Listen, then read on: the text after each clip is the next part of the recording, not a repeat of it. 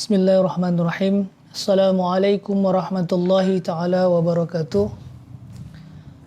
Alhamdulillah, apa kabar anak-anak semua? Kesempatan kali ini kita akan melanjutkan pokok bahasan kita dalam mata pelajaran fisika, yaitu tentang suhu dan pengukurannya. Dalam kehidupan sehari-hari, kita banyak bersinggungan dan sering mendengar dengan kata suhu. Mengapa di fisika ini dipelajari? Karena dalam aktivitas kita sehari-hari, kita banyak sekali bersentuhan dengan suhu ini. Bahkan dalam diri kita sendiri, itu banyak sekali kaitannya dengan suhu. Kesempatan kali ini, Bapak akan menyampaikan bahwa tujuan daripada materi kita, pertama, siswa dapat menggunakan termometer untuk mengukur suhu pada zat cair. Kedua, membuat termometer sederhana berskala berdasarkan sifat perubahan volumenya. Kemudian yang ketiga, membandingkan skala termometer baik Celcius dengan termometer yang lainnya. Anak-anak sekalian, itu adalah tujuan materi kita hari ini.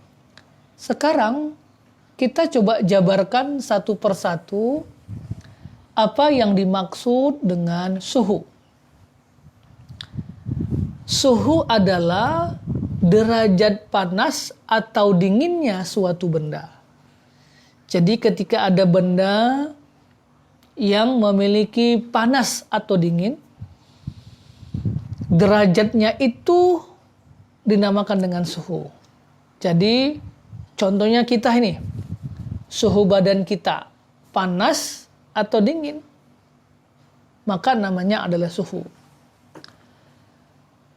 Besarnya suhu dinyatakan dengan berbagai satuan. Ada dengan derajat Celcius, ada Reaumur, ada Fahrenheit, ada Kelvin. Namun, kalau kita mengingat kembali pada materi besaran dan turunan, besaran pokok dan besaran turunan, maka satuan yang digunakan dalam besaran pokok suhu ini adalah Kelvin. Ya.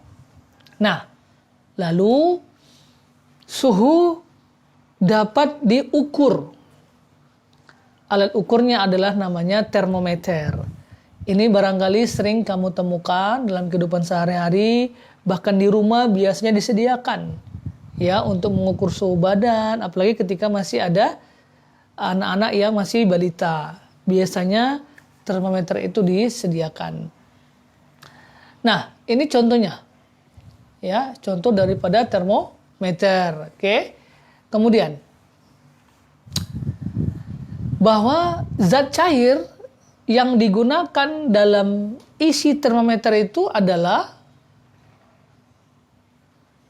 ada raksa, ada alkohol. Ya, jadi zat cair, ya kan kalau kita lihat termometernya itu nanti ada zat cair yang di dalamnya. Ada dua zat cair yang digunakan, ada raksa dan ada alkohol. Di mana keunggulan raksa itu satu, mudah dilihat karena warnanya metalik atau mengkilat. Jadi kalau kita menggunakan termometer yang di dalamnya itu adalah raksa, kita akan mudah melihat ukurannya berapa. Karena apa? Karena cair yang digunakan adalah metalik atau mengkilat. Yang kedua, kemudian pemuaiannya teratur. Jadi ketika nanti digunakan untuk mengukur suhu, raksa ini pemuaiannya lebih teratur. Ya. Yang ketiga, tidak membasahi dinding daripada kaca termometer yang bisa menyebabkan kita akan sulit melihat berapa ukurannya. Namun karena raksa ini tidak membasahinya, maka bagi kita sangat mudah untuk mengetahui berapa hasil ukurannya. Ya. Nah, kemudian daerah ukurnya luas, tidak sempit, artinya bisa banyak. Ya, itu keunggulan daripada raksa. Nah, kelima, segera menyesuaikan suhu benda yang diukur. Ketika kita gunakan untuk mengukur termometer yang dalamnya adalah zat air raksa itu, maka suhu akan menyesuaikan dari benda yang diukurnya. Nah, itu kalau menggunakan raksa. Kemudian kalau menggunakan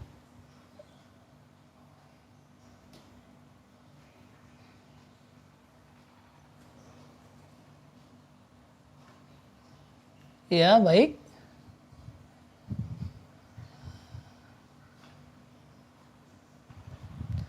Kemudian kita coba kalau dia menggunakan alkohol, ya, alkohol. Pemuaiannya lebih teratur, ya. Kemudian segera menyesuaikan suhu benda yang akan diukur.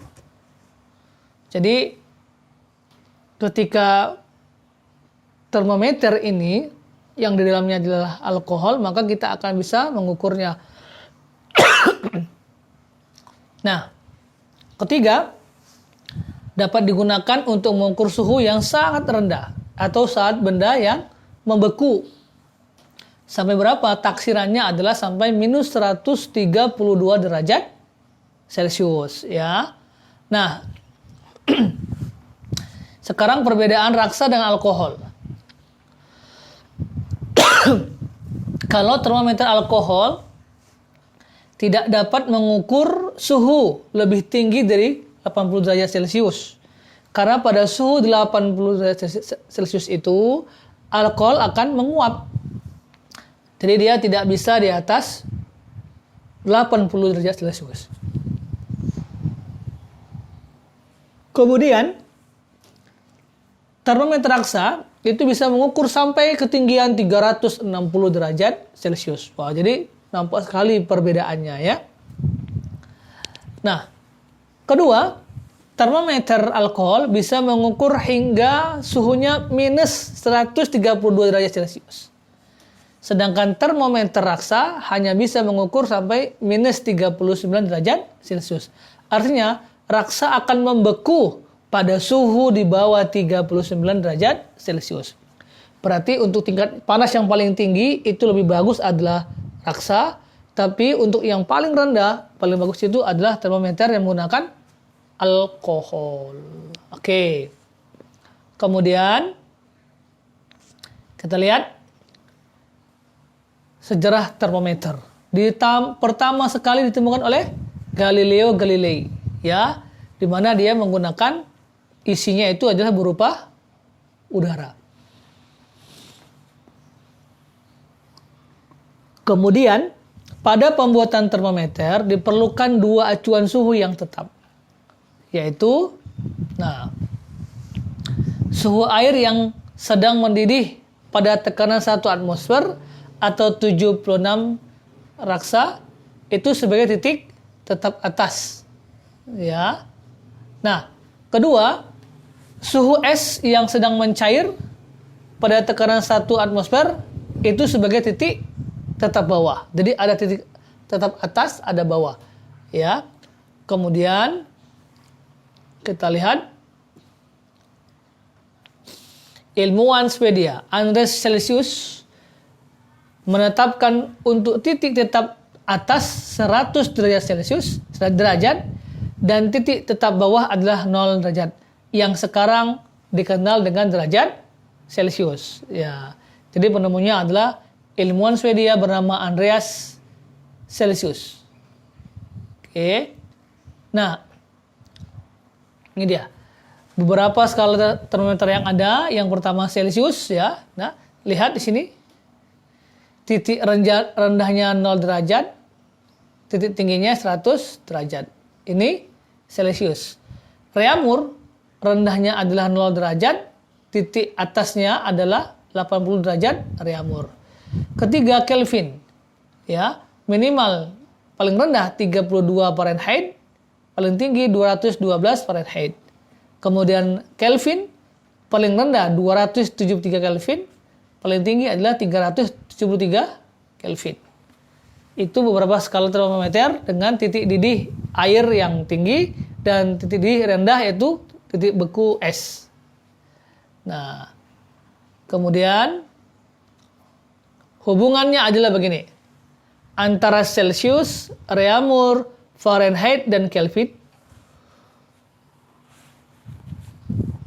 sama dengan 5:4:9 dibanding dengan 5. Ya, ini perbandingannya. Nah, untuk nanti pembahasan lebih lanjut, Bapak akan membahas rumus-rumus ini berikut dengan contoh-contoh soalnya. Demikian dulu untuk pertemuan kita kali ini. Semoga bermanfaat. Assalamualaikum warahmatullahi wabarakatuh.